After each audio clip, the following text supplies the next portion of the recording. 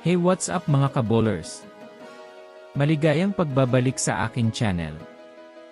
Halina't pag-usapan natin mga kabowlers ang balita patungkol sa humina na nga daw ang Oklahoma City Thunder ngayon at ang balita patungkol sa pagpili ni Michael Porter Jr. sa Warriors. Tara na't pag-usapan natin yan. Dito sa Basketball Hotshots.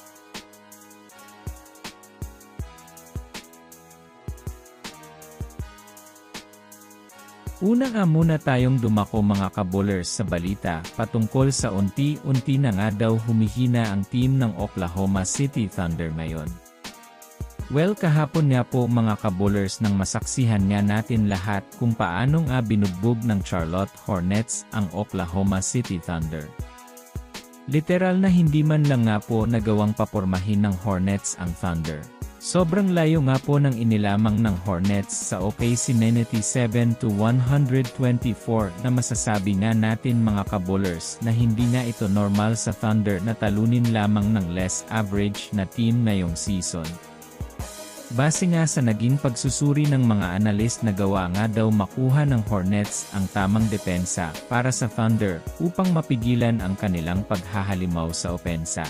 Dagdag pa dyan ang pagpapakawala ng Hornets ng madaming rebounds, kaya talagang nakuha nga nila mga kabowlers ang momentum upang makuha ang panalo sa Thunder. Ayon nga sa mga sports analyst ng ESPN, unti-unti na nga daw nakukuha ng mga teams ang kahinaan ng Thunders, kaya naman isang malaking pahiwatig nga daw ito para sa OKC na gumawa ng panibagong rotation at sistema upang maiwasan nila ang shutdown sa kanilang malakas na performance.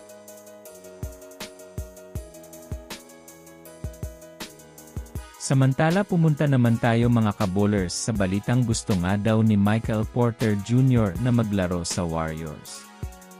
Well, as you can see mga kabowlers, sobrang matunog nga ngayon ang pangalan ni Michael Porter Jr. sa Golden State Warriors. Ito ay dahil na rin naman sa magiging maganda ang kahihitnan nito kapag natuloy.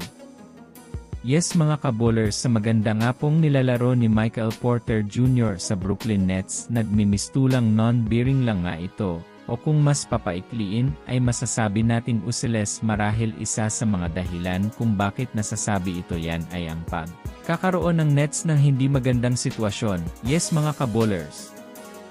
Top 13 sa East na may 11 wins at may 22 losses na kung susumadahin nga natin sobrang nasa laylayan nga sila sa ngayon.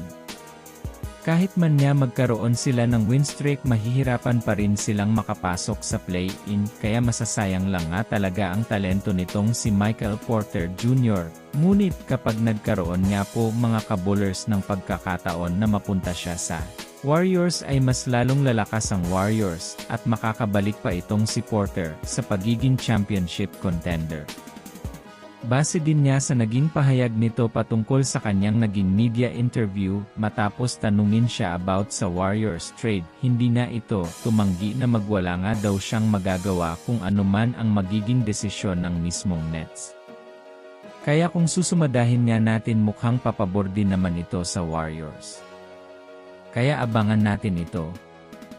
So yun lamang mga kabowlers, yan lang na muna ang ating pag-uusapan sa ngayon. Pindutin na ang subscribe and hit nyo na rin ang notification bell para sa mga susunod na update sa mundo ng basketball. Again, this is Basketball Hotshots.